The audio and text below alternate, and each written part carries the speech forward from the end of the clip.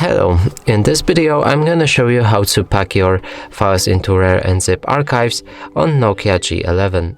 So in order to do this, we'll need to locate the files in our RAR app, and mine are located in DCIM and then camera.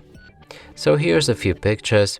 Now we'll need to select each file that we want to pack and click on this plus button.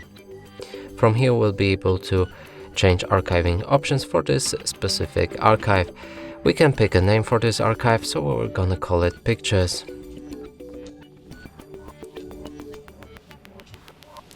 Next is to choose the extension for the file, and here you can pick it to be RAR or ZIP. So I'm sticking with RAR.